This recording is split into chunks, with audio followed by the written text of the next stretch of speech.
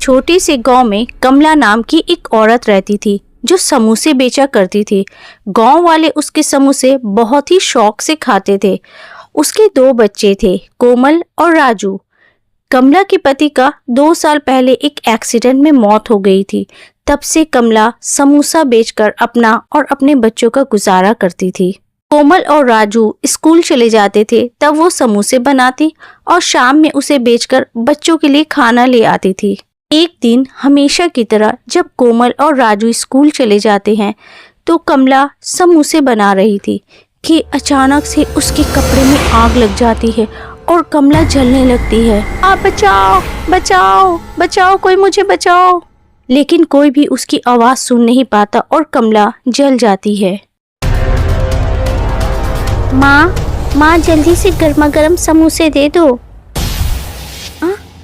माँ, ये क्या हो गया तुमको? दोनों अपनी माँ को मरा देखकर रोने लगते हैं। माँ कुछ बोलो ना माँ, क्या हो गया तुम्हें? माँ क्या हो गया तुम्हें? उसकी माँ के मौत के बाद अब कोमल और राजू बिल्कुल अकेले हो गए थे। दीदी मुझे बहुत भूख लगी है, कुछ खाने का दो। लेकिन घर में कुछ भी खाने का नहीं था। अच्छा रुको, मैं कुछ लाती हूँ। कमला पड़ोसियों से खाना मांगती है लेकिन कोई भी उसे कुछ खाने को नहीं देता है। तभी उसकी नज़र कचड़े पर पड़ती है। उसमें कुछ खाना गिरा था, वो उसे उठाकर ले आती है और दोनों उसे खाकर सो जाते हैं।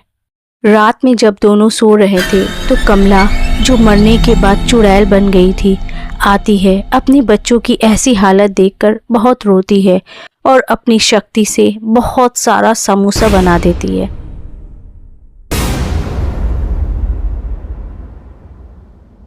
दीदी जल्दी उठो, ये इतना सारा समोसा कहाँ से आया? कोमल जब समोसा खाती है तो समझ जाती है, अरे ये तो माँ के हाथ का समोसा है। इसका मतलब माँ यहाँ आई थी। ये समोसा को बेचकर कुछ खाना ले आओ ना। हाँ राजू, माँ शायद यही चाहती है। कोमल उन समोसों को लेकर गांव बेचने चली जाती है। जब गांव वाले वो समोसा खाते हैं तो अरे वाह कोमल, तू तो बिल्कुल अपने माँ जैसे समोसे बनाती है, ला एक और दे दे। और इस तरह कोमल का सारा समोसा हाथों हाथ बिक जाता है।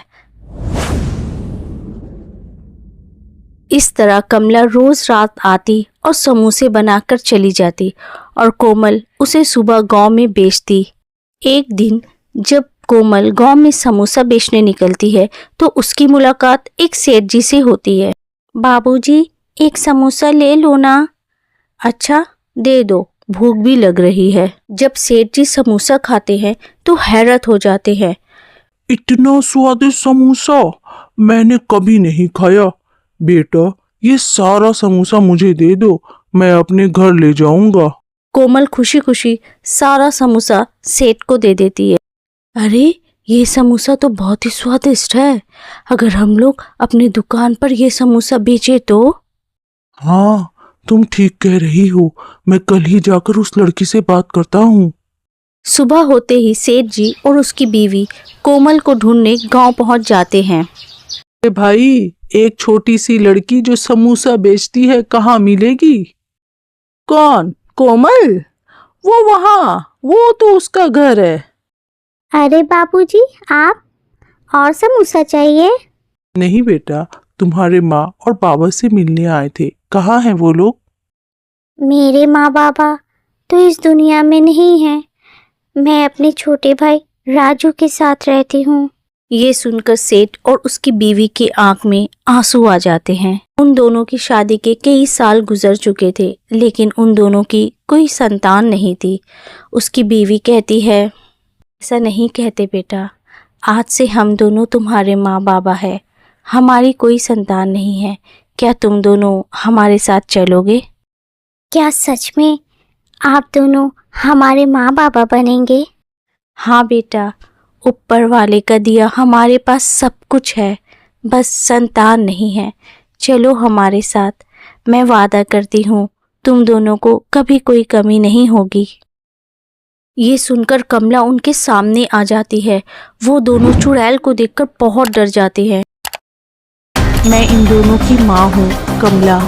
एक दिन समोसा बनाते हुए मैं जल गई और मरने के बाद चुड़ैल बन गई। आप जो समोसा खाए थे वो समोसा कोमल ने नहीं, मैंने बनाया था। कोमल को समोसा बनाना नहीं आता। आई तो थी मैं कोमल को समोसा के लिए लेकर जाने, लेकिन उन दोनों को अकेला देखकर मेरा दिल भर आया और मेरी कोई संतान भी नहीं है। मैं उन दोनों को अपने बच्चे की तरह रखूंगी। ये सुनकर कमला बहुत खुश हो जाती है और वहाँ से चली जाती है। सेठ और उसकी बीवी कोमल को और राजू को लेकर अपना घर चले आते हैं और उन दोनों का एक अच्छे से स्कूल में एडमिशन करा देते हैं। हेलो फ्रेंड्स, स्टोरी अच्छी लगी हो तो लाइक कर देना और अपने किसी एक फ्रेंड के साथ शेयर कर देना। और हाँ, अगर चैनल पे नए हो तो सब्सक्राइब कर लेना। फिर मिलते हैं एक नई स्टोरी के साथ। Bye bye.